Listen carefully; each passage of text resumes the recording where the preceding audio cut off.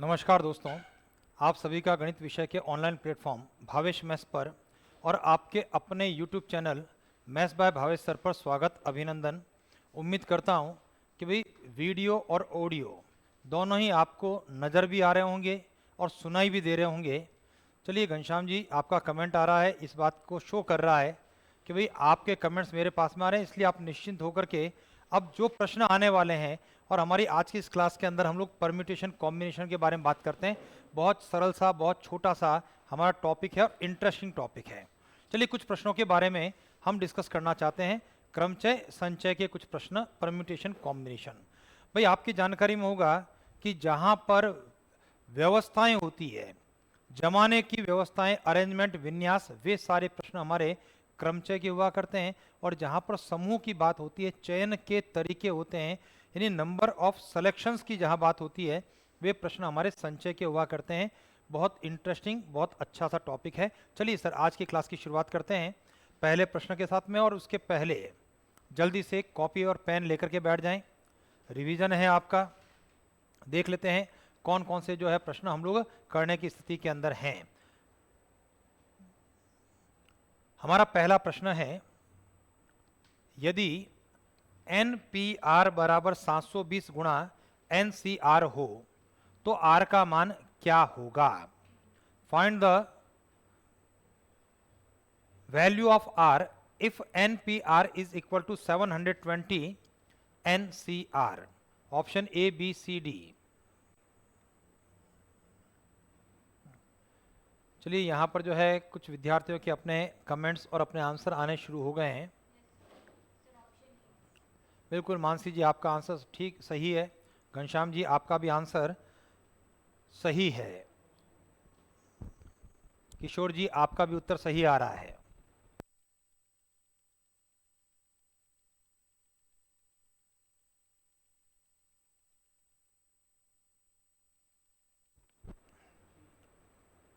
चलिए आगे बढ़ते हैं।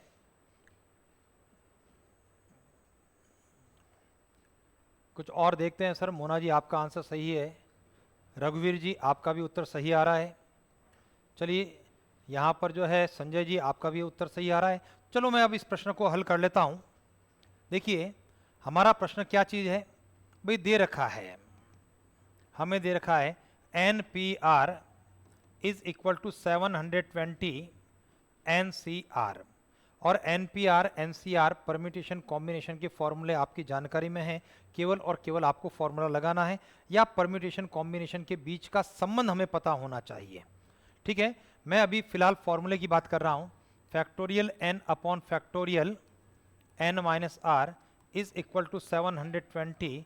यहाँ पर factorial n upon factorial r, factorial n minus r, दोनों पक्षों के अंदर फैक्टोरियल n आपका कट जाएगा 1 times, factorial n minus r आपका कट गया। तो क्रॉस मल्टीप्लिकेशन से फैक्टोरियल r बराबर 720 हो गया। और बाय ऑप्शन हम लोग चेक करते हैं, ऑप्शन के माध्यम से, कि क्या हमारा ऑप्शन A, B, C अपना रिजल्ट है क्या। पता लगा फैक्टोरियल 6 बराबर 720 होता है, तो यही अपने प्रश्न का आंसर है। नंबर दूसरी बात, अगर फॉर्मूला हमारे दिमाग में है, क्या फॉर्मूला है? NPR is equal two factorial R NCR होता है। अगर इसके माध्यम से अगर बात करता हूं मैं, तो हम सीधी सीधी तुलना कर सकते हैं। और तुलना करने के साथ में फैक्टोरियल R हमारा 720 हो गया, और इसलिए R का मान कितना बन के आएगा? 6। ऑप्शन नंबर A आपके प्रश्न का उत्तर हो गया। समझ गए जी? चलिए बढ़े आगे। अगले प्रश्न के बारे में बात करते हैं। हमारा प्रश्न है, एक बहुभुज में 44 विकर्ण हैं। The diagonals of a polygon is 44। बहुभुज में भुजाओं की संख्या कितनी है? Find the sides of polygon.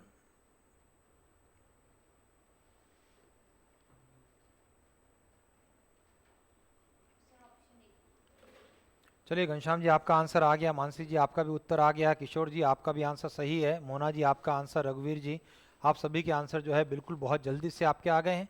कुल मिलाकर के हम लोगों को दो चीज़ें करनी है भाई। विकर्णों की संख्या के लिए आपका फॉर्मूला है NC2 minus n is equal to 44 और या n multiply by n minus 3/2 is equal to बहुभुज के विकर्ण 44। बाय ऑप्शन n का मान रख लें और चेकआउट कर लें हमारे प्रश्न का उत्तर क्या बनना है। ठीक है जी, चलिए सर, हम लोगों को दे रखा है विकर्ण कितने हैं 44, विकर्णों की संख्या n माइनस 3/2 बराबर 44। अब आगे की तरफ बढ़ते हैं भाई। आप इसको चाहें तो इस समीकरण को सॉल्व कर सकते हैं, नो डाउट सर। मुझे आपके ऊपर पूरा विश्वास है कि हम लोग जो है क्रॉस मल्टीप्लिकेशन करते हुए n² माइनस 3n माइनस 88 बराबर 0 और उसके गुणनखंड करना है -11 प्लस 8 के रूप में। n का मान 11 आएगा, -8 आएगा, ये परिणाम आप दे सकते हैं, लेकिन -8 चलेगा नहीं तो n का मान 11 ही होगा। एक तरीका गुणनखंड करते हुए क्वाड्रेटिक इक्वेशन को हल करते हुए, और दूसरा बाय ऑप्शन आपको हल करना। जब हल करेंगे तो by option, option number A की बात कर रहा हूं, तो 11 गुणा 8/2 44 मैच हो गया। हमारे प्रश्न का उत्तर क्या हो गया, ऑप्शन नंबर ए हो गया। और नहीं तो दूसरा तरीका क्या रहने वाला है, n माइनस 3/2 बराबर 44 गुणा करने पर n माइनस 3 बराबर 44 का 2 से गुणा 88, पक्षांतरण n² माइनस 3n माइनस 88 बराबर 0, इसके गुणनखंड n² minus 11n plus 8n minus 88 बराबर 0, एक कोष्टक n minus 11 plus 8 n minus 11 बराबर 0, n माइनस 11 n प्लस 8 बराबर 0, इसलिए n का मान हमारा 11 या फिर n का मान -8। और n चूंकि भुजाओं की संख्या है तो ये जो है -8 ये संभव नहीं है, और अगर ये संभव नहीं है तो हमारे प्रश्न का आंसर क्या हो गया, हमारा उत्तर हो गया n बराबर 11, ऑप्शन नंबर ए। तो ये दो तरीके हैं, दोनों में से जो आपको उचित लगता है वो तरीका हम लोग यहाँ पर यूज कर सकते हैं। बाय ऑप्शन ज़्यादा बेटर स्थिति है। अगला प्रश्न देखें। एक संख्या दे रखी है, संख्या क्या है 44 55 77 888 के अंकों को इस प्रकार व्यवस्थित किया जाए कि विषम अंक यानी ऑड डिजिट्स सम स्थानों पर रहे। Odd digits put at even places की बात कर रहा है, सम स्थानों पर विषम अंक रहे, तब 9 अंकों की कितनी विभिन्न संख्याएं बनाई जा सकती है। Then how many 9 digit different numbers can be formed. और आपके पास में 2 4 2 5 2 7 और 3 8 है, तो टोटल 9 अंक ही है। 9 अंकों की संख्या की बात की जा रही है। शर्त है विषम अंक सम स्थानों पर।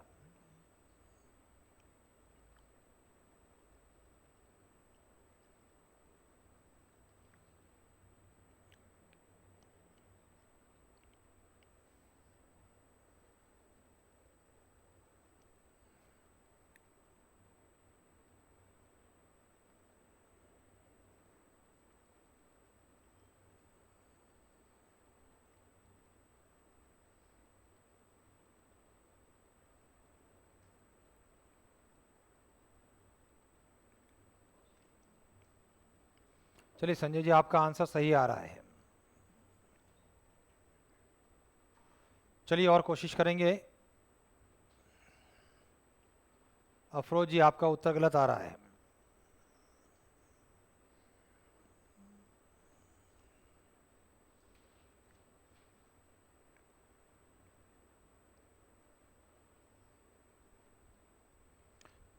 साक्षी जी, आपका आंसर सही है।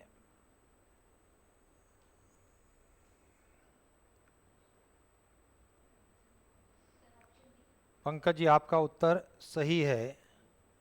मानसी जी, ऑप्शन आपका गलत आ रहा है। चलिए इधर ध्यान दीजिए। जब हम अपने प्रश्न को हल करना चाहते हैं, इधर देखें शर्त क्या है, उसके पहले संख्या क्या है, मैं उनके बारे में डिटेल में बात करता हूं आपके साथ में। हमारी संख्या है 4 4 5 5 7 7 8 8 8, 9 अंकों की संख्या है। और इस 9 अंकों की संख्या के अंदर कितने विषम अंक हैं? 4 विषम अंक हैं। और ये 2 और ये 3, ये 5 सम अंक है। कोई दिक्कत है? अब मुझे बताइए 9 अंकों की संख्या जो बनेगी उसमें भाई जब 1 से 9 तक की गिनती सोचते हैं तो 4 5 तो है विषम स्थान और 4 है सम स्थान, क्योंकि जब 9 अंकों की बात की है 1 से 9 तक को आपको प्लेस करना है। 1 2 3 4 5 6 2 4 6 8 ये स्थान आपके सम है, 4 स्थान सम है। 1 3 5 7 9 ये आपके विषम स्थान है। आपकी शर्त क्या कह रही है? हमारी शर्त कह रही है 4 विषम अंक 4 सम स्थानों पर हो। ये तो कह रहा है कि विषम अंक सम स्थानों पर हो। इसका मतलब अंडरस्टूड है कि 4 विषम अंक जब 4 सम स्थानों पर हैं तो ये 5 सम अंक कहां हैं? 5 विषम स्थानों पर है। तो हमारा उत्तर क्या हो गया? हमारा उत्तर ये हुआ 4 विषम अंक 5 5 7 7, 4 सम स्थानों पर और 5 सम अंक जो है 4 4 8 8 8, 5 विषम स्थानों पर। अब देखिए अंक भी 4 है, स्थान भी 4 है, फैक्टोरियल 4 हो जाएगा। इन केस अगर 4 विषम अंक होते और 6 सम स्थान होते तो फिर 6p4 की स्थिति बनती है ना, जब बराबर नहीं है। लेकिन यहां पर विषम अंक और सम स्थान आपस में बराबर है तो 4 4 इसको मैं लिखूंगा फैक्टोरियल 4। लेकिन इनमें से 5 का रिपीटेशन है, 7 का रिपीटेशन है, फैक्टोरियल 2 फैक्टोरियल 2। वापस 5 सम अंक 5 विषम स्थानों पर, तो 5 अंक 5 स्थानों पर कितना रहा सर? फैक्टोरियल 5। और यहां पर देखिए सम अंक 2 4 और 3 बार 8 है, ये रिपीटेशन हो रहा है। तो यहां पर रिजल्ट रहा फैक्टोरियल 2 और फैक्टोरियल 3। चलो सर इसको हल कर लेते हैं। फैक्टोरियल 4 का अभिप्राय 24 2 गुणा 2, फैक्टोरियल 5 का अभिप्राय 120 बटे में 2 गुणा 6। अपना आंसर तो कहीं आसपास भी नहीं दिख रहा है।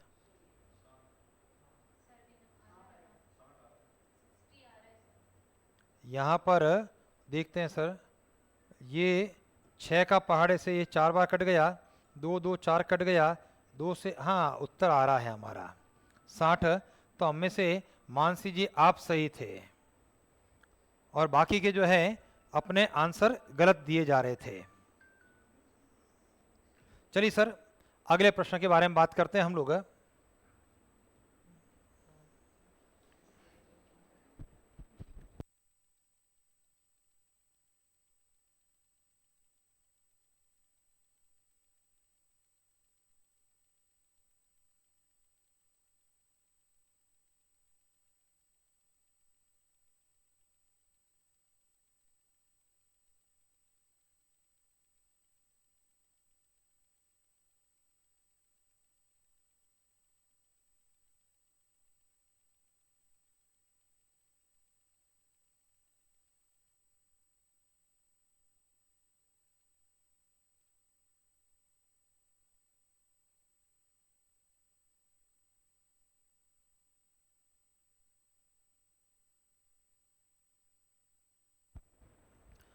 तो चलिए सर प्रश्न आप लोगों ने कोशिश की होगी। अंकों 3 5 6 7 8 के उपयोग से निर्मित 6000 से बड़े पूर्णांकों की संख्या निम्न में से होगी जबकि अंकों की पुनरावृत्ति नहीं हो, if the repetition is not digit. तो how many numbers more than 6000 can be formed by digits 3, 5, 6, 7, 8। अब मुझे बताइए कुल अंक कितने हैं आपके? 5। 5 अंक है ना। 6000 से बड़ी संख्याओं में दो कैटेगरी हो सकती है, 4 अंकों की और 5 अंकों की संख्या। भाई आपका प्रश्न यही तो कह रहा है, 6000 से बड़े पूर्णांक, और 6000 से बड़े पूर्णांक के अंदर 4 अंकों वाली और 6000 से बड़े पूर्णांक में 5 अंकों वाली दो प्रकार की कैटेगरी हमारी हो सकती है। 6000 से बड़े पूर्णांक 4 अंक वाली संख्याएं। भाई सीधा सा है, सरल सा गणित है। भाई मुझे बताओ 6000 से बड़े के लिए यहां पर क्या हो सकता है सर? भाई 6, 7, 8, यहां के 3 ऑप्शन हो सकते हैं, 6 या 7 या 8, 3 ऑप्शन हो गए। लेकिन भरा कितना गया? एक ही स्थान भरा गया, तो 5 में से एक कम कर दो, पीछे कितने रहे? यहां के लिए 4 ऑप्शन, यहां के लिए 3 ऑप्शन, यहां के लिए 2 ऑप्शन, क्योंकि रिपीटेशन नहीं हो रहा है। तो ये रिजल्ट आपका आ गया 4 तिया 12, 12 दूना 24 और 24 तिया 72, यानी 6000 से बड़ी 4 अंकों की संख्या तो 72 हो जाएगी। और आगे बढ़ते हैं, 6000 से बड़े पूर्णांक 5 अंक वाली संख्याएं, और 5 अंक वाली संख्या है और 5 ही अंक है, मैं सीधा इसको फैक्टोरियल 5 ही लिख दूं, 120 हो गया। तो अब अपने प्रश्न का आंसर क्या हो गया सर? हमारा आंसर हो गया 72 और 120 की जोड़, 192। ये अपने प्रश्न का आंसर हो गया है, ऑप्शन नंबर बी। तो देखते हैं सर, यहां पर राहुल जी आपने अपना प्रश्न का आंसर दिया, लेकिन इस बार आपका आंसर जो है वो गलत आ रहा है। ठीक है, आपका आंसर जो है आपने 72 दिया, और 72 में 6000 से बड़े पूर्णांक यानी केवल केस नंबर 1 को आपने सोचते हुए अपने प्रश्न का आंसर दिया है। समझ गए? बाकी जो है आप लोगों को दोनों केस, क्योंकि 6000 से बड़े पूर्णांक में 4 अंक वाली संख्या भी होगी और 6000 से बड़े पूर्णांक में 5 अंक वाली संख्या भी हमारी होने वाली है। ठीक है, चलते हैं आगे की तरफ बढ़ें। हमारा अगला प्रश्न, स्मॉल शब्द के अक्षरों का प्रयोग करके 5 अक्षरों वाले सभी शब्द अर्थपूर्ण और अर्थहीन यानी मीनिंगफुल और मीनिंगलेस को शब्दकोश के क्रम अनुसार जमाने पर स्मॉल का स्थान कौन सा होगा? If the all the words which can be formed by the letters of word small may be meaningful or meaningless if arranged as the order of dictionary, then what is the order of word small? भाई अगर आपने ध्यान दिया होगा तो इस प्रकार से हम लोगों ने खूब सारे प्रश्न हम लोगों ने किए थे, क्लास के अंदर डिस्कस भी किया था कि भाई जैसे मान लिया सचिन शब्द, अगर आपको याद हो, सचिन शब्द के अक्षरों को जमाने पर सचिन का स्थान कौन सा होगा?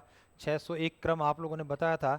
इसी प्रकार से राकेश की बात हो सकती है, मनोहर की बात हो सकती है, और भी कई प्रकार के शब्द हमारे हो सकते हैं, और उनके द्वारा अगर अंग्रेजी वर्णमाला के क्रम के अंदर जितने भी शब्द बनते हैं उनको अगर जमाया जाए तो स्मॉल शब्द का क्रम कौन सा होगा? Option D. तो किशोर जी आपका आंसर आ रहा है, मोना जी आपका भी आंसर आ रहा है, और दोनों के आंसर जो हैं बिल्कुल सही हैं। बिल्कुल राहुल जी, है ना, अगर जो प्रश्न हम लोग यहाँ पर डिस्कस कर रहे हैं इस प्रकार के अगर प्रश्न कर लेते हैं आप, तो निश्चित रूप से आपका सिलेक्शन हो जाएगा सर। भाई कोशिश करें राहुल जी, अभी आपके पास में समय है, ग्रेजुएशन की जो 3-4 किताबों को छोड़ना, इससे बेटर है कि उनको तैयार करना जितना हो सकता है ना, 50%, 40%। फिर भी अगर आपको लगता है कि 1 से 2 किताब जो है हमारे लिए बिल्कुल बस की बात ही नहीं है, तो आप 100% उनको छोड़ दो, कोई दिक्कत नहीं है। एस के मौर्य जी, आपका आंसर आ रहा है, बिल्कुल सही उत्तर आ रहा है मौर्य साहब आपका भी। चलिए इसको कैसे करना है हम लोगों को, उसके बारे में बात करते हैं। गौर कीजिए, हमारा शब्द है स्मॉल। हमने एक पैटर्न, एक नियम के बारे में सोचा था कि इस प्रकार की बात करें। चलिए, मौर्य साहब कह रहे हैं आज लाइब्रेरी में नेट नहीं चल रहा है। भाई हो सकता है ऐसा प्रॉब्लम हो जाए, क्योंकि 2 दिन पहले यहाँ पर भी मैं इंतज़ार कर रहा था, लेकिन क्लास जो है लाइव नहीं हो पाई। इस पैटर्न के अंदर क्या स्थिति है सर? भाई एस के राइट को देखो, एस के राइट को देखो, और एस से छोटे कितने अक्षर हैं, कितने लेटर्स हैं जो एस के पहले आ जाते हैं। तो आप कहोगे एम ए एल एल सारे एस के पहले आ जाते हैं, तो उसको लिखना होगा आपको 4। अब नंबर दूसरी बात, एस के साथ, एस के साथ एस के राइट को सब देखोगे कि भी यहां पर रिपीटेशन किसका हो रहा है, कितनों का हो रहा है? एस के साथ की बात कर रहा हूं, तो यहां पर 2 का रिपीटेशन हो रहा है, इसलिए 2 का ऐसा भाग मुझे देना होगा। क्लियर? वापस एम के राइट को देखो, देखो जब देखना है छोटा, तो एम के राइट, एम से पहले वाले कौन कौन है? ए एल एल 3 है। एम के साथ और एम के राइट में कितने रिपीट हो रहे हैं? 2 रिपीट हो रहे हैं, तो मैं इसको 2 लिख देता हूं। समझ गए? आगे बढ़ते हुए ए के राइट को देखो, ए से पहले वाले कौन है? कोई भी नहीं है, रिपीटेशन 2 का हो रहा है। एल के राइट की बात करें, एल से छोटा है क्या? नहीं है। एल के साथ रिपीटेशन 2 का है, और यहां पर 0 है। ये आपको ध्यान रखना है भी राइट के अंदर इससे पहले लिखने वाले लेटर्स कौन कौन से हैं। और नीचे की ओर हमेशा फैक्टोरियल 0, फैक्टोरियल 1, राइट से लेफ्ट की ओर फैक्टोरियल 2, फैक्टोरियल 3 और फैक्टोरियल 4, इन सब का क्या करना, मुझे गुणा करना है। और जब गुणा करेंगे तो देखिए स्थिति क्या है, 2 फैक्टोरियल 4 का मतलब 24। भाई ये 2 समझ में आया ना, कहाँ से आया? भाई कहो तो आप 4/2 लिख दूं मैं। देखिए इनका गुणा करने की बात कर रहे हैं, 4/2 और गुणा में 24 प्लस 3/2, फैक्टोरियल 3 का मतलब 6, अगला 0, अगला 0, अगला 0, और हम लोगों ने कहा था 1 हमेशा जोड़ना है, 1 को 100% जोड़ना है, हर बार जोड़ना है। 24 दूना 48, 3 तिया 9, 57, और एक कितना हो गया सर? 58, यानी स्मॉल शब्द 58वें क्रम पर होगा। क्लियर? चलिए आगे बढ़ते हैं। अच्छा सा एक प्रश्न और लें। हमारा प्रश्न है, आसान सा प्रश्न है। 5 बालक एक टूर्नामेंट में भाग लेते हैं, है ना। 5 स्टूडेंट्स और 5 boys participation in a tournament. प्रत्येक को अन्य प्रत्येक के साथ खेल खेलना है ना। Each boy has to play to other each boys. उन्हें कितने खेल खेलने होंगे? How many matches can be played. चलिए एक सुपर पावर के नाम से आ रहा है कमेंट, तो अब मैं चाहूंगा कि सर आप, है ना, इस प्रश्न का उत्तर देने का प्रयास करें।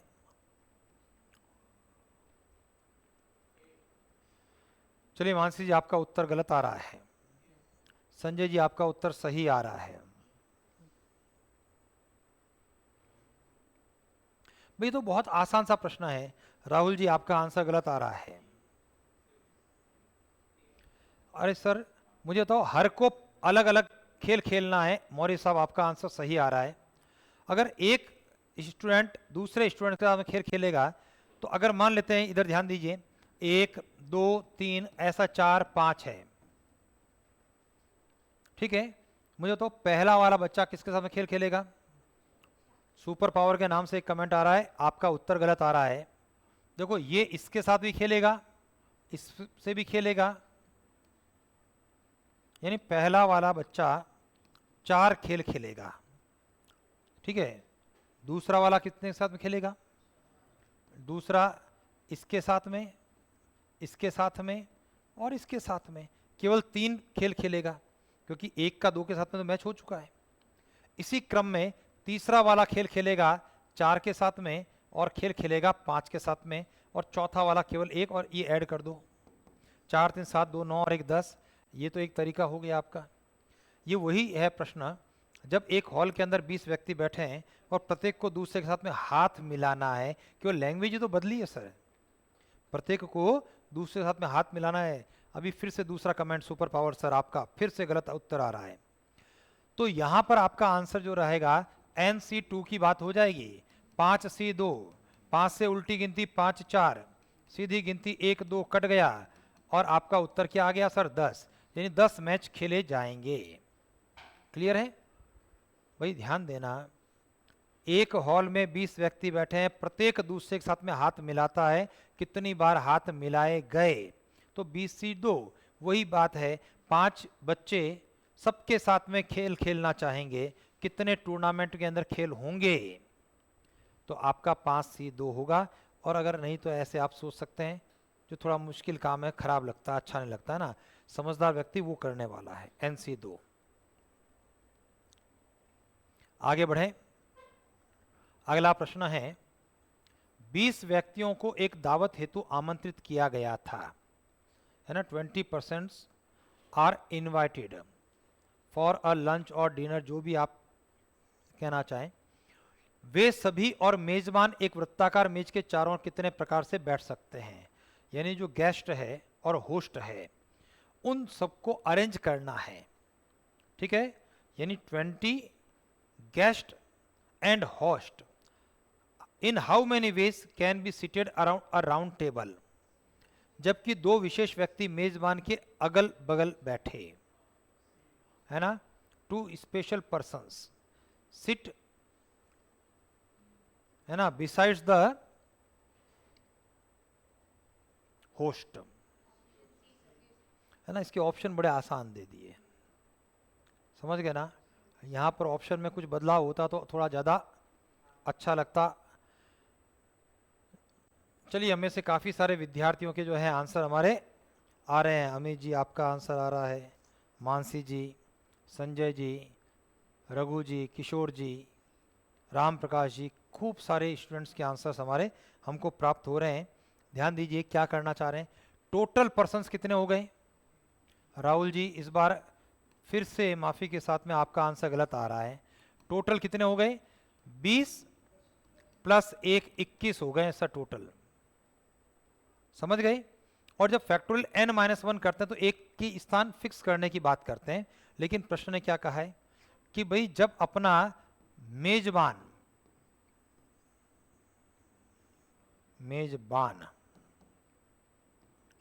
भाई मेजबान अगर फिक्स है स्थान, तो इसका मतलब है 2 विशेष मेहमान,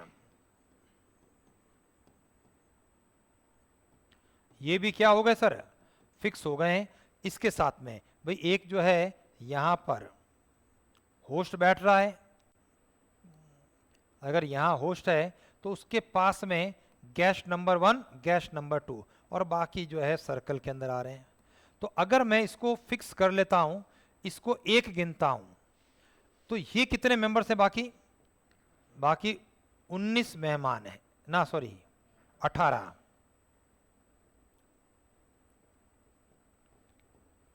कारण क्या? टोटल कितना करना है? 21 करना है।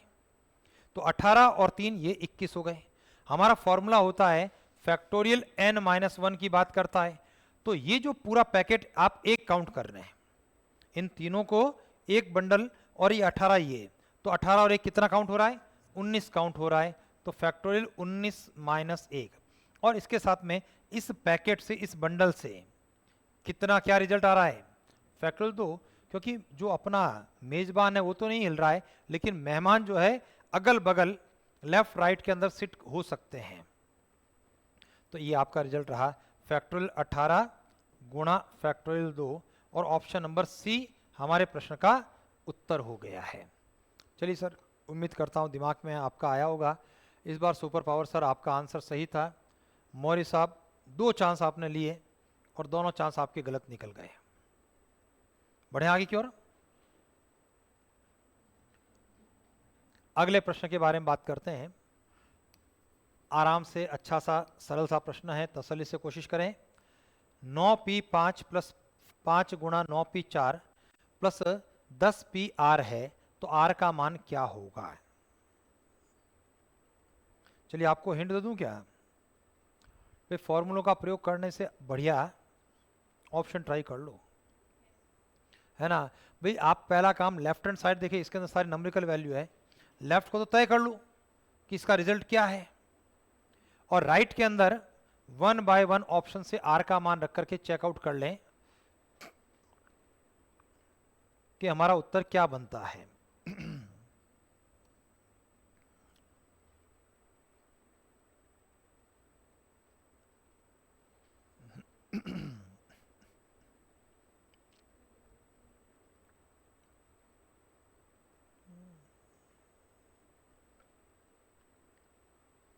भाई लेफ्ट वाला परिणाम फिक्स कर लिया जाए सॉल्व करते हुए। चलिए एस के मौर्य सर आपका आंसर आ रहा है, अभी चेकआउट करते हैं सर, 1-2 और आंसर आ जाए उसके माध्यम से।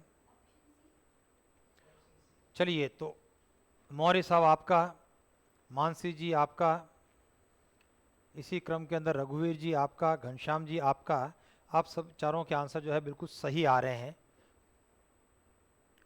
भाई आपको लेफ्ट हैंड साइड को कैलकुलेट करना है और राइट हैंड साइड को बाय ऑप्शन चेकआउट कर लेना है आर का मान रखने के बाद। चलो मैं इसको हल कर लेता हूं। जो प्रश्न है उसका लेफ्ट हैंड साइड चूंकि नंबरिकल पार्ट है, 9p5 प्लस 5 गुणा 9p4। मुझे तो ये 9p5 का मतलब जानते हो, 9 से उल्टी गिनती कितनी संख्या लिखनी है? 5 संख्याएं लिखनी है। 9 से उल्टी गिनती 5 संख्याएं। क्या सीधी गिनती का भाग लगेगा? नहीं लगेगा, क्यों? परम्यूटेशन है। अगर कॉम्बिनेशन होता तो 1 2 3 4 5 का भाग लगता।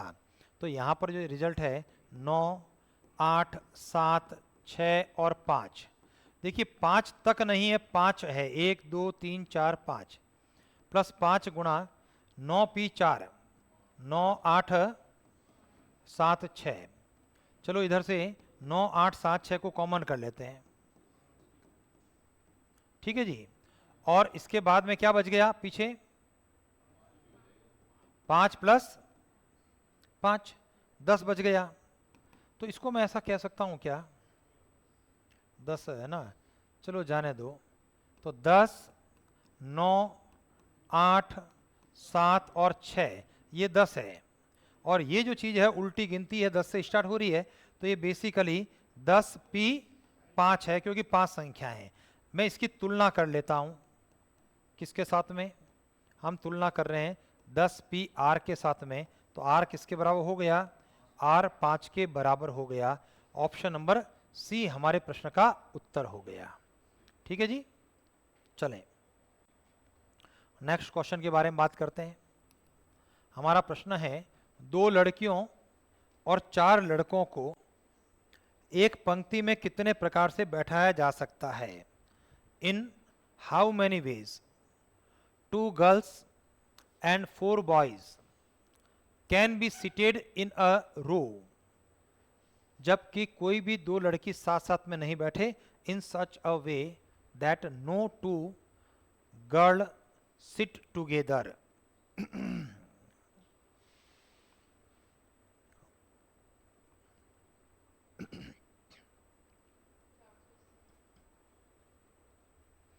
चलिए मोना जी आपका आंसर आ रहा है, तो मोना जी का उत्तर सही आ रहा है। घनश्याम जी आपका आंसर सही आ रहा है।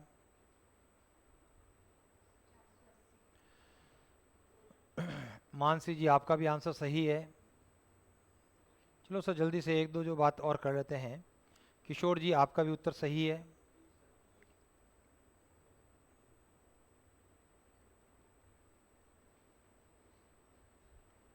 चलिए पंकज जी आपका आंसर, राजवीर जी आपका आंसर, साक्षी जी आपका आंसर भी सही आ रहा है। चलें बढ़े आगे की ओर। भाई देखिए, जब इस प्रकार की बात हो रही है, कोई भी दो पास पास नहीं हो, और कोई भी दो पास पास में नहीं हो, तो क्या करना चाहिए मुझे? भाई आप जो पास पास में नहीं हो उनको छोड़ो, बाकी दूसरों को बैठा दो। समझ गए? इसका मतलब दो लड़कियां पास पास में नहीं होनी चाहिए, लड़कियों को फिलहाल आप फ्री रखो और लड़कों को आप बैठा दें। लड़के कितने हैं?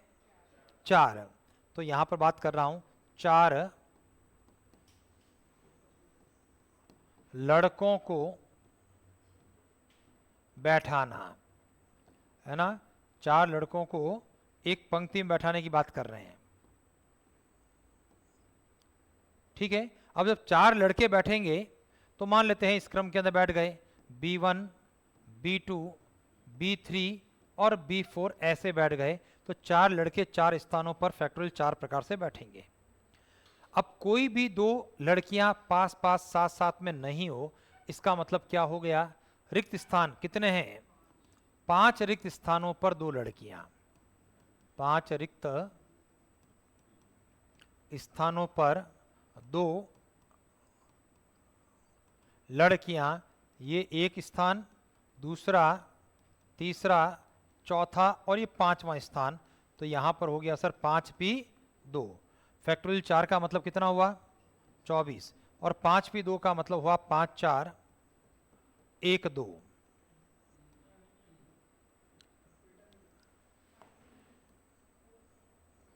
ठीक है सर। भाई फैक्टोरियल 4 हो गया, और 5p2 का मतलब 5 से उल्टी गिनती दो संख्याओं की बात कर रहे हैं। 5p4 सॉरी 5 4 गुणा करने पर 24 और 5 का गुणा 120, 12 चौक 48। हमारा उत्तर क्या आ गया सर? 480। ये हमारे प्रश्न का उत्तर हो गया। ऑप्शन नंबर डी आपके प्रश्न का आंसर है। समझ गए सर? यहां पर सुपर पावर जी जो कह रहे हैं फैक्टोरियल 6 माइनस फैक्टोरियल 5 नहीं होगा, बिल्कुल नहीं होगा, है ना, इस प्रकार से। ठीक है, कोई इंसिडेंट जो है आपका आंसर आ गया, वो एक अलग मैटर है, बाकी ऐसा नहीं होगा। रिक्त स्थानों की पूर्ति करते हुए हम लोगों को आगे की तरफ बढ़ना है। अगले प्रश्न के बारे में बात करते हैं। हमारा प्रश्न है, एक परीक्षार्थी को 12 प्रश्नों में से 7 प्रश्नों का उत्तर देना है। ठीक है, a student has to give the answers of 7 questions out of 12 questions.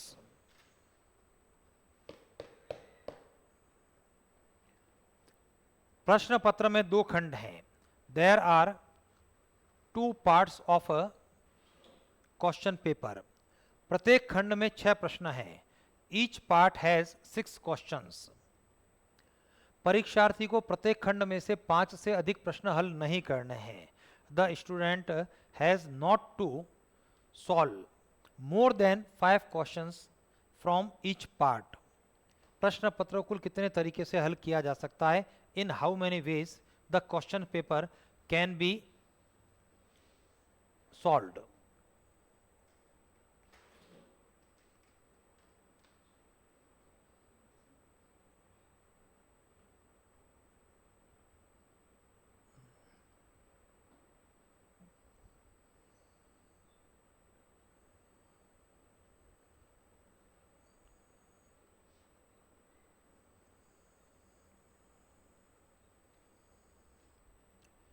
भाई हर हिस्से में से 5 से अधिक प्रश्न हल नहीं करने हैं।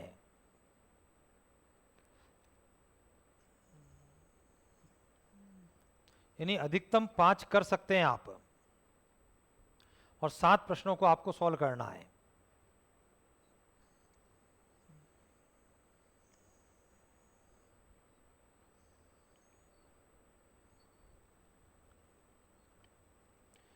चलिए, इस बार जो है आज की पूरी क्लास में सबसे ज़्यादा समय अगर लिया है तो इस प्रश्न में हम लोगों ने लिया है। अभी संजय जी आपका आंसर आ रहा है, अभी चेकआउट करते हैं कि आपका उत्तर सही है गलत है।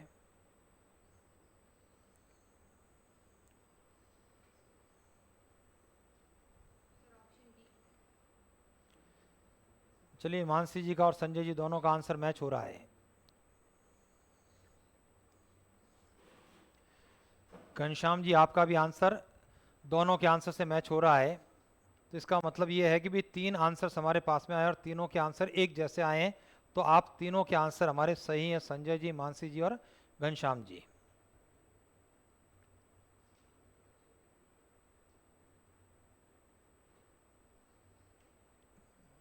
चलो जी, इसको हल कर लेता हूँ। तो रमेश जी जो है वापस से चेकआउट करना है, आपका उत्तर गलत आ रहा है। ध्यान दीजिए भाई, यहाँ पर देखो आपके पास में क्या स्थिति बन रही है। फर्स्ट और सेकंड दो पार्ट है, प्रत्येक में 6 प्रश्न है, 6 + 6 भाई ये प्रश्न है, और हमें सॉल्व कितने करने हैं? 7। और प्रश्न की क्या शर्त है? 5 से ज़्यादा आपको सॉल्व नहीं करने हैं। तो इसका मतलब पहली स्थिति ये हो सकती है कि पहले में से 5 और दूसरे में से 2 कर लूँ। दूसरी स्थिति ये हो सकती है कि पहले में 4, दूसरे में से 3 कर लूँ। तीसरी स्थिति पहले में से 3 और दूसरे में से 4 कर लूँ। और चौथी स्थिति पहले में से 2 और दूसरे में से 5 सॉल्व कर लूँ। अब कैसे लिखा जाता है इसको? देखिए, ये लिखा जाएगा, कॉम्बिनेशन है सर ये 6C5 गुणा 6C2, ये पहला रिजल्ट हुआ। 6C5 गुणा 6C2। इसी क्रम के अंदर दूसरा केस 6C4 गुणा 6C3। तीसरा रिजल्ट 6C3 गुणा 6C4। और चौथा रिजल्ट 6C2 गुणा 6C5। देखिए, पहला, आखिरी, दूसरा, तीसरा तो एक जैसा है, एक को सॉल्व कर देंगे, बाकी के रिजल्ट वो के वो हम लोगों को मिल जाएंगे। 6C5 का मतलब 6C1 से होता है जो कि 6। 6C2 का अभिप्राय 6 की उल्टी गिनती 6 5, सीधी गिनती 1 2 का भाग 30/2 15, तो 6 गुणा 15। और ये रिजल्ट भी आपका क्या हो जाएगा सर? 15 गुणा 6। यहाँ पर 6C4 का अभिप्राय 6C2 से हुआ। 6 और 5 का गुणा 30 में 2 का भाग कितना हो गया सर? 15। और 6C3 का मतलब 6 5 4 1 2 3 में ये आपका कट गया 20। चलिए, 6C3 आपका 20 गुणा 15। अब इसको सॉल्व कर लेते हैं, जोड़ लेते हैं, अपना उत्तर आ जाएगा। और राहुल जी, आपका आंसर इस बार सही आ रहा है। 15 छंग 90, ये आपका 300, फिर वापस से आगे 300 और फिर 90, जोड़ने पर 300 300 600, 90 90 180, 600 और 180 कितना हो गया? 780। ये अपने प्रश्न का आंसर है। किशोर जी, आपका भी आंसर सही आ रहा है। बढ़ूं आगे की ओर। अगला जो प्रश्न है, नेक्स्ट क्वेश्चन, प्रश्न है 10 पुरुष और 7 महिलाओं में से एक समिति जिसके 6 सदस्यों का गठन इस प्रकार करना है। देखिए, 10 पुरुष हैं, 7 महिलाएं हैं, 6 सदस्यों की एक कमेटी का गठन करना है। समिति में कम से कम 3 पुरुष और 2 महिलाएं। ध्यान देना, कम से कम 3 पुरुष 2 महिलाएं हो, यानी पुरुषों की संख्या 3 से, महिलाओं की संख्या 2 से ज्यादा हो सकती है। ऐसी समिति का गठन कितने प्रकार से किया जा सकता है? अब शर्त क्या है? जबकि 2 विशेष महिलाएं एक ही समिति का सदस्य होने से इनकार करती हो। 2 विशेष महिलाओं ने कह दिया कि हम साथ साथ नहीं रह सकते हैं, किसी स्थिति में नहीं रह सकते हैं। तो समिति का गठन कितने प्रकार से कर सकते हैं? चलो करो, सोचो।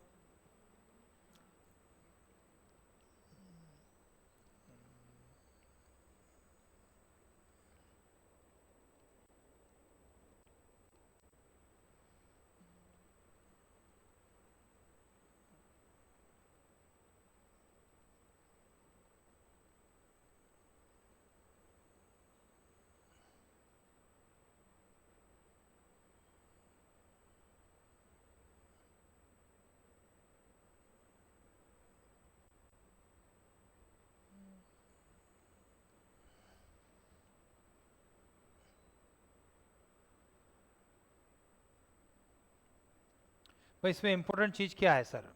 महिलाओं का चयन ही इंपॉर्टेंट है। 2 विशेष महिलाएं एक ही कमेटी के मेंबर नहीं हो।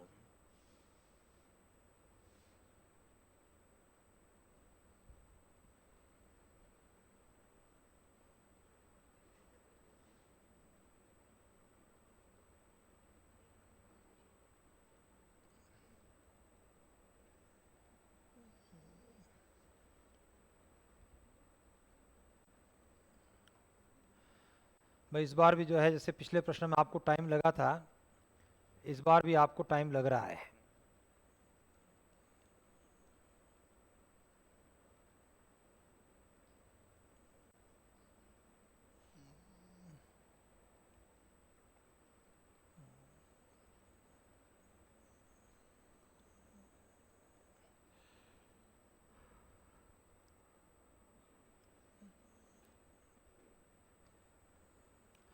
चलिए सर, इसको मैं सॉल्व कर लेता हूँ। अब इधर ध्यान दीजिए, काफ़ी सारा समय जो हम लोगों ने लिया। मुझे बताइए, यहाँ पर 10 पुरुष हैं। पुरुष कितने हैं? 10। महिलाएं कितनी हैं? 7। मुझे कमेटी का गठन करना है 6 मेंबर की। कैसे गठन होगी? भाई पहली स्थिति क्या होगी? कम से कम 3 पुरुष और 2 महिलाएं हो। तो कम से कम 3 पुरुष 2 महिलाओं का मतलब है 4 पुरुष 2 महिलाएं हो जाए, कमेटी गठन हो गया। और दूसरी शर्त क्या हो सकती है? हम कहें 3 पुरुष 3 महिलाएं हो। इसके अलावा कोई संभावना है क्या हमारी? नहीं है ना सर। चलिए सर, गौर कीजिए इधर। भाई 4 और 2, 3 और 3, इसके अलावा कोई संभावना नहीं है, क्योंकि अगर कमेटी में 5 पुरुष करेंगे तो महिला 1 हो जाएगी, जो हमारी रेंज से बाहर हो जाएगी। कमेटी में अगर पुरुष 2 करेंगे तो आपका कम से कम 3 पुरुष होने वाली शर्त की पालना नहीं होगी। तो केसेस आपके 2 ही हैं। लेकिन दिक्कत क्या हुई? दिक्कत 2 महिलाओं ने क्रिएट कर दी कि हम दोनों मेंबर एक साथ में हो ही नहीं सकते हैं, एक दूसरे की शक्ल नहीं देखेंगे हम तो, है ना ऐसा। तो बताइए, पहला केस, पहले केस के अंदर 7 महिलाओं में से 2 का चयन कैसे कर सकते हैं सर? 7 में से 2 का चयन के जो तरीके हैं हमारे, देखो 7C2 माइनस दोनों का चयन,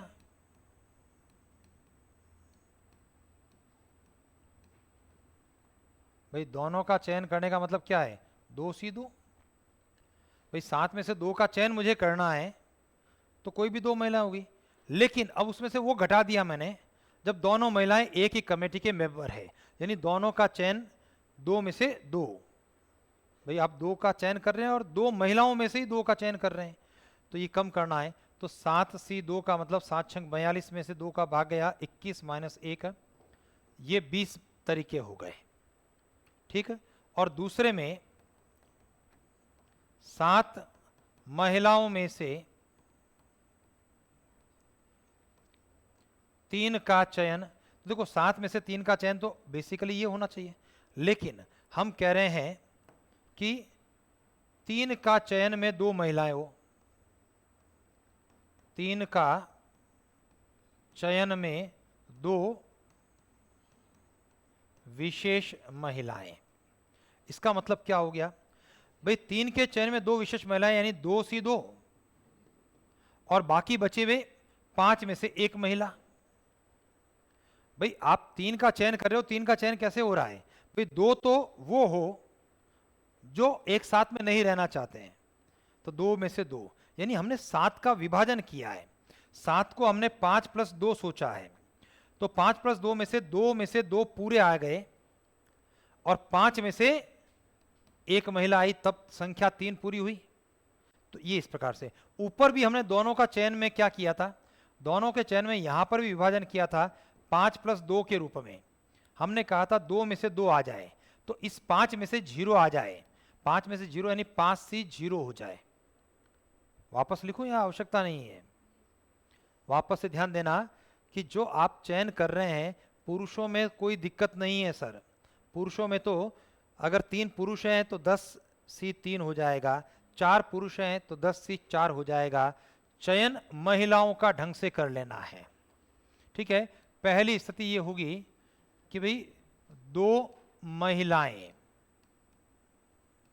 अब इस 2 महिलाओं में फैक्टर ऐसा हो रहा है 5 + 2 विशेष। समझ गए ना? अब आप कह रहे हैं 2 महिलाओं का चयन करना है, तो अब आप कैसे कर रहे हैं सर? 2 महिलाओं का चयन में देखो कुल संभावना 7 में से 2 का चयन होने की है, लेकिन इसमें से अब आप 5 में से कोई भी महिला नहीं आए और 2 में से दोनों महिला आ जाए, वो संभावना हमको यहां से हटानी है बेसिकली, कि दोनों इकट्ठी कैसे आ जाए। तो 7C2 का मतलब आपका 21, 7 छंग 42 में 2 का भाग 21 माइनस 1 गुणा 1, तो कुल मिलाकर के 20 हो गया। अब चलिए दूसरा केस, वही 2 महिलाओं का, 3 महिलाओं का चयन की बात कर रहा हूं। देखिए अगर कोई शर्त नहीं होती महिलाओं के चयन की तो 7 से 3 होती, लेकिन 2 विशेष महिलाएं साथ साथ में नहीं आनी चाहिए। तो अब यहां पर भी 5 + 2 विशेष है, तो इसका मतलब मैं उन संभावना घटाना चाहता हूं जब इन 2 में से दोनों विशेष महिलाएं आ जाए तो तीसरी महिला इसमें से आए।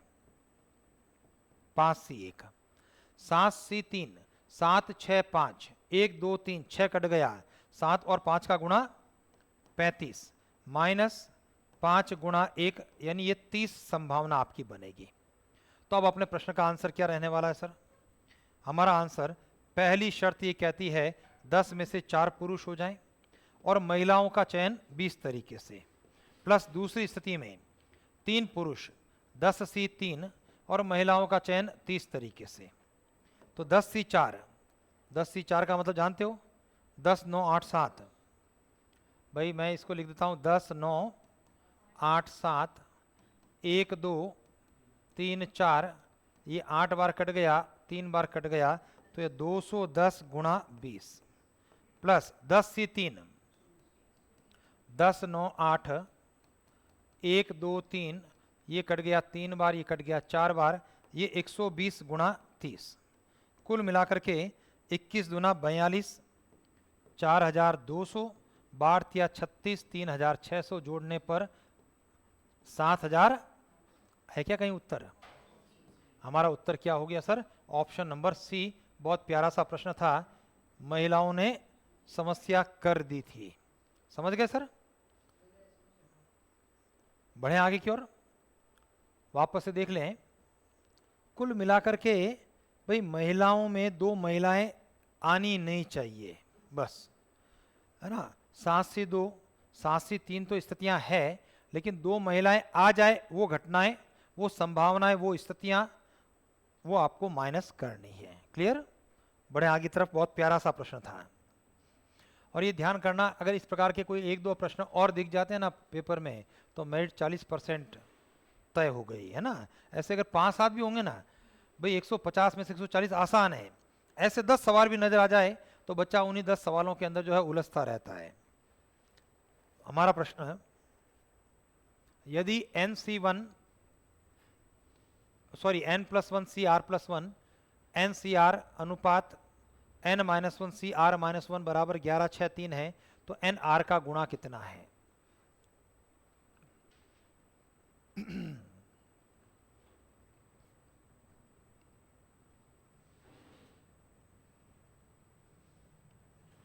चलिए इस प्रश्न को देखते ही घनश्याम जी ने अपना उत्तर भी दे दिया है।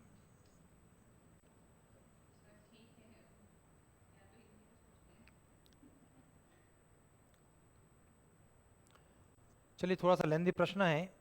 NR की 2 समीकरण बनानी होगी और NR की जो 2 समीकरण बनेगी उसको सॉल्व करते हुए हमें अपने प्रश्न का उत्तर देना है, NR का मान ज्ञात करना है। 2 पदों का अनुपात हमको लेना होगा।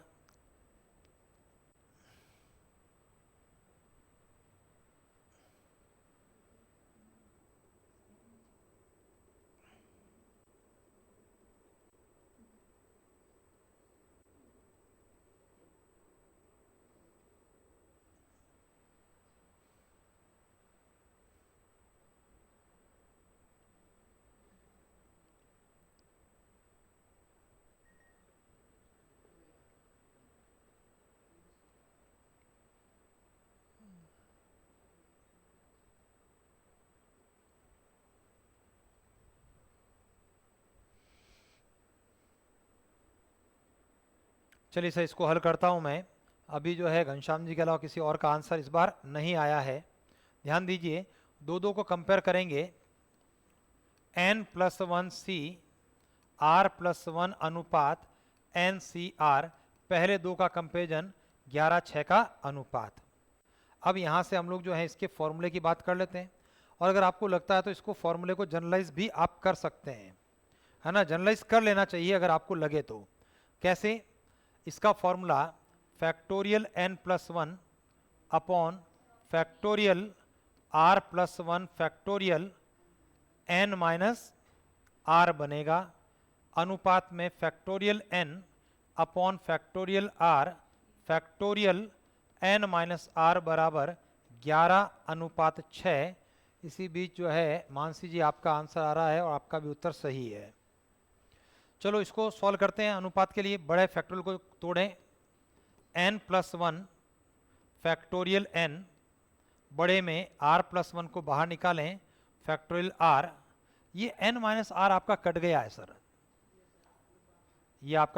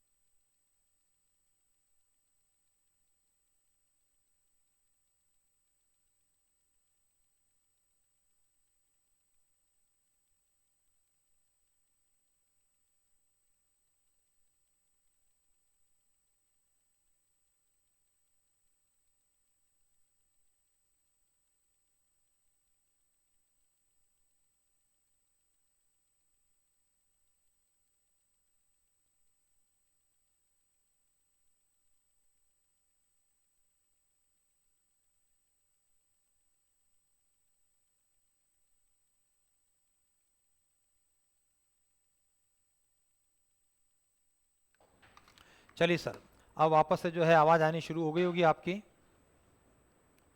गौर कीजिए, जब मैं इस कैलकुलेशन के अंदर देखो पहले दो को कंपेयर किया, NCR के फॉर्मूले हम लोगों ने लगाए, n माइनस आर कट गया, बड़े फैक्टोरियल को छोटे फैक्टोरियल के अंदर कन्वर्ट किया, अनुपात का मतलब बटे से होता है, 11:6 का मतलब 11/6, वज्र गुणा करते हुए n और r के बीच का एक संबंध आ गया। ठीक इसी प्रकार से हम दूसरे और तीसरे को कंपेयर करने की बात करते हैं। यहाँ पर मौर्य साहब आपका भी सुपर पावर सर, आपका भी आंसर आ चुका है और सही उत्तर है। ये रहा factorial n upon factorial r, factorial n minus r अनुपात factorial n minus one upon factorial r minus one घटाने पर फैक्टोरियल n माइनस r बराबर 6:3।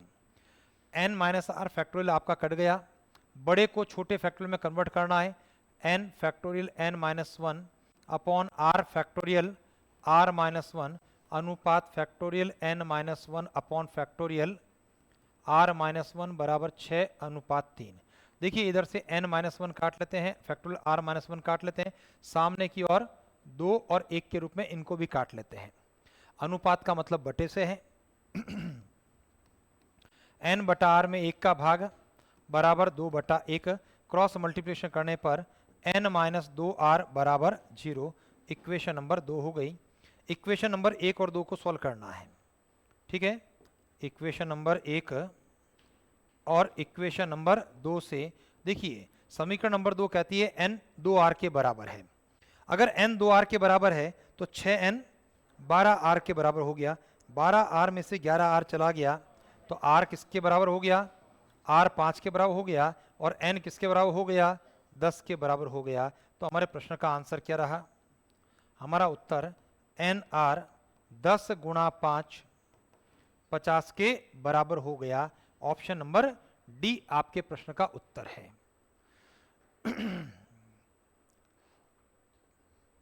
चलिए यहां पर जो है मौर्य साहब आपका कमेंट मैंने पढ़ लिया। देखिए एक अच्छा सा प्यारा सा प्रश्न और देखते हैं। हमारा प्रश्न है, जब factorial 0 plus factorial 1 factorial 2 plus dot dot dot factorial 99 plus factorial 100 को के योग को, यानी इन सब की जोड़ी है, अगर इसको 12 से भाग दिया जाता है तो शेष क्या बचेगा। .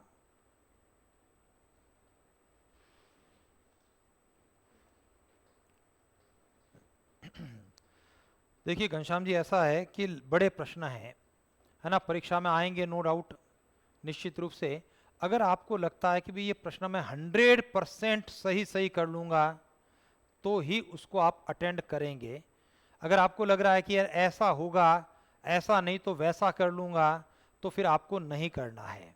चलिए घनश्याम जी और विकास जी, आपके आंसर भी इस प्रश्न के लिए आ गए हैं और दोनों के उत्तर सही हैं। मौर्य साहब, आपका भी आंसर आ गया है। भाई हमारा प्रश्न कह रहा है कि 12 का अगर भाग दूंगा, बिल्कुल संजय जी, आपका भी आंसर सही आ रहा है।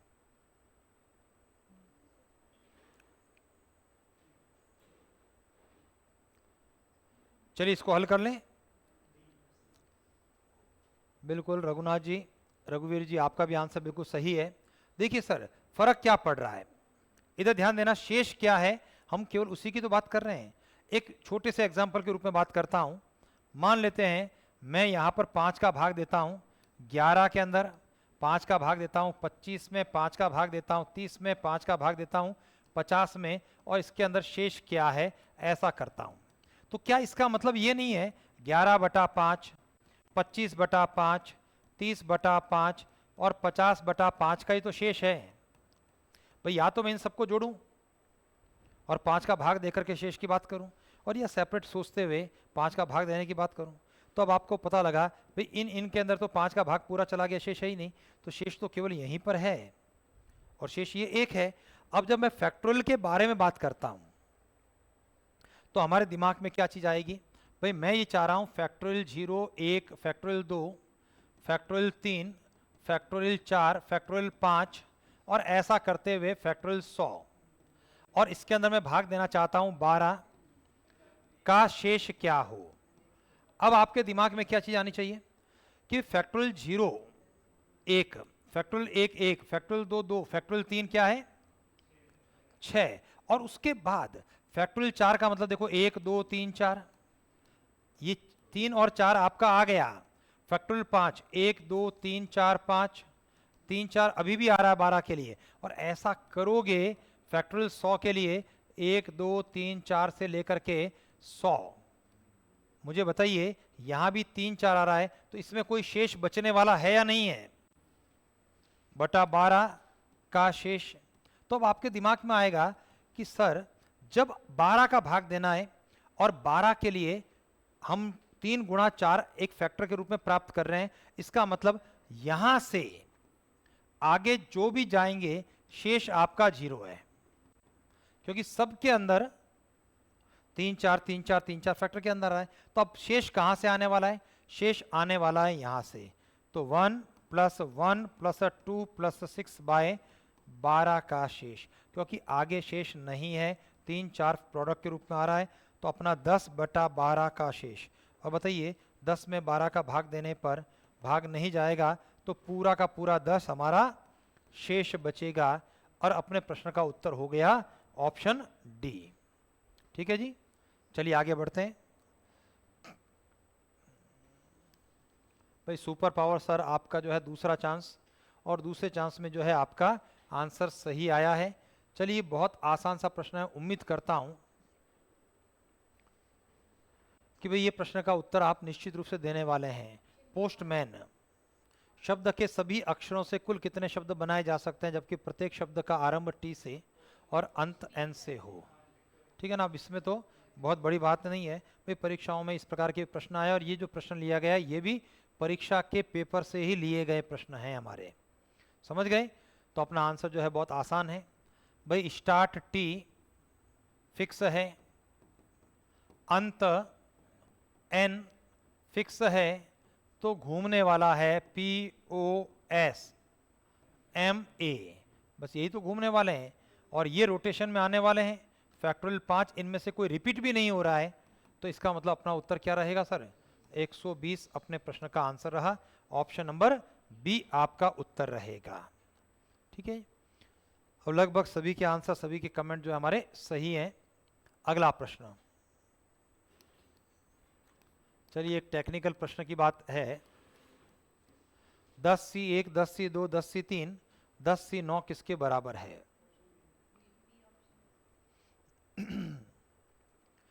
चलिए किशोर जी आपका आंसर, मानसी जी आपका आंसर, दोनों के आंसर हमारे गलत हैं। राहुल जी इस प्रश्न के लिए आपका आंसर अगर आ रहा है, हाँ, संजय जी आपका आंसर सही आ रहा है, मानसी जी दूसरा चांस आपका आंसर है ना सही आ रहा है।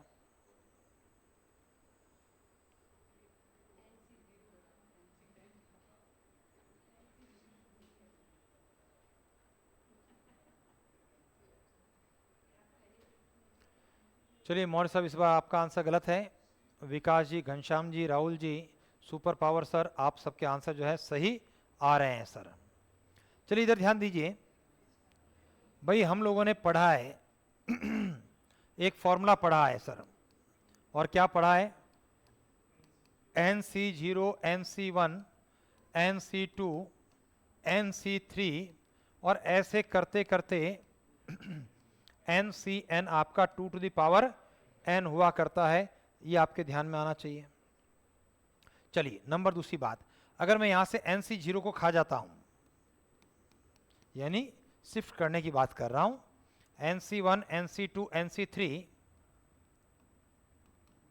और ऐसा NCN, तो चूंकि ये आपका पक्षांतरण हो गया और NC0 का मान क्या होता है, 1 हुआ करता है, तो कुल मिलाकर के हमारी जो स्थिति बनने वाली है वह स्थिति पक्षांतरण के बाद में 2 to the power n minus 1 हो जाएगा। और अगर मान लेते हैं हम लोग NCN का भी पक्षांतरण कर देते हैं, तो NCN भी तो एक ही है, तो NC1, NC2, NC3 और ऐसा करते हुए NCN माइनस 1 तक जो रिजल्ट रहा 2 to the power n minus 2 का रिजल्ट रहेगा। ठीक है जी, तो चलिए हमारा जो प्रश्न है उसके बारे में बात कर लेता हूं, और प्रश्न है 10C1, 10C2, 10C3 और अप टू 10C9 तक, ये रिजल्ट है 2 to the power n minus 2 का, और n का अभिप्राय यहाँ पर 10 से रहा, और हमारा आंसर रहा 2 की घात 10 माइनस 2, ऑप्शन नंबर सी हमारे प्रश्न का उत्तर होगा। और ध्यान देना क्लास के अंदर जो प्रश्न हम लोगों ने पढ़ा उसमें रिजेंबल कहाँ से कर रहा है, 10 बल्ब, 10 स्विच, एक हॉल में एक या अधिक बल्ब लगाकर, एक या अधिक शब्द नहीं आ रहा है, मतलब हॉल को कितने प्रकार से रोशन किया जा सकता है, बताओ सर क्या करना है।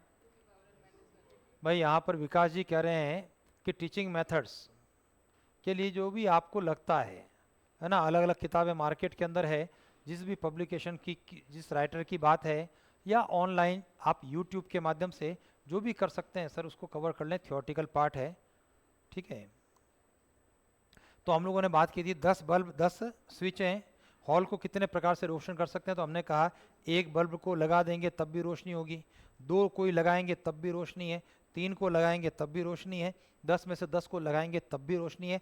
केवल एक केस 10C0 वाला आपका माइनस होता है ना, और 1023 उत्तर था उसका, अगर इसको भी हल करना है तो 1022 आपका उत्तर हो जाएगा, क्योंकि 2 की घात 10 क्या होता है, 1024 माइनस 2 1022। चलिए आगे बढ़ते हैं, हमारा प्रश्न है इक्वेशन, शब्द के अक्षरों से 3 स्वर और 2 व्यंजन लेकर कुल कितने शब्द बनाए जा सकते हैं जबकि किसी भी अक्षर की पुनरावृत्ति नहीं हो। How many words can be formed by taking 3 vowels and 2 consonants from the letters of word equation if the repetition is not allowed if the repetition is not allowed।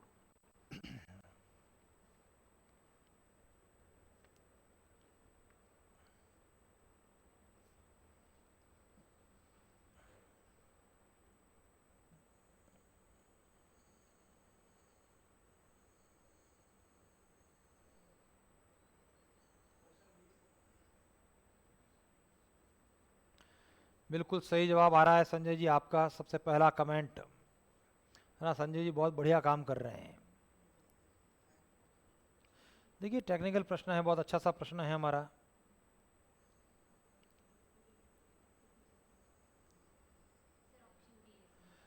Mansi जी आपका भी आंसर बिल्कुल सही आ गया।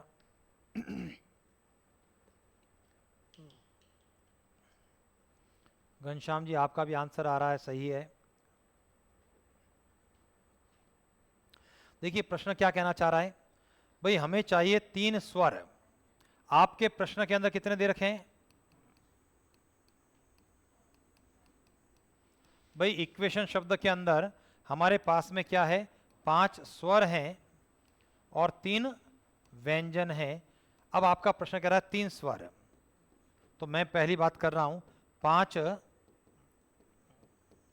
स्वरों में से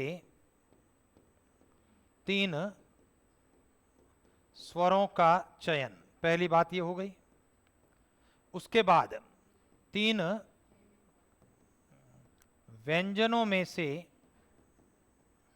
2 व्यंजनों का चयन। ये केवल चयन हुआ है सर। अब आपको जो है इनको जिम्बलिंग करनी होगी, अरेंजमेंट करना होगा, आगे पीछे जो है खेल खेलना होगा, तब नए नए शब्द हमको मिलेंगे। विकास जी इसी बीच आपका भी उत्तर सही है। और उसके बाद में 5 चयनित अक्षरों का अरेंजमेंट, ठीक है। तो कुल मिला के 5 में से 3 का चयन है, 5C3, 3 में से 2 का चयन है, चयन 5C2, सॉरी 3 में से 2 है ना, 3C2, और 5 का अरेंजमेंट फैक्टोरियल 5, 5C3 का मतलब है 5C2 10, 3C2 का मतलब 3C1, और ये 120। अपना उत्तर क्या रहा सर? 3600। ये आपके प्रश्न का उत्तर रहेगा, ऑप्शन नंबर बी। चलिए सर, तो आज की क्लास में हम लोग इतनी बात करेंगे। इन प्रश्नों को जो है एक बार दोबारा से, अगर जो नहीं होते हैं उनको फिर से समझने का प्रयास करेंगे, और अगली क्लास में फिर से हम परम्यूटेशन, कॉम्बिनेशन, क्रमचय संचय के ही प्रश्नों की बात करेंगे। भाई टॉपिक छोटा है, आसान है, सरल है, और कर लेना चाहिए परीक्षा के पॉइंट ऑफ व्यू से। चलिए सर, आज के लिए बहुत बहुत धन्यवाद आप सभी का। Thank you sir, thank you very much.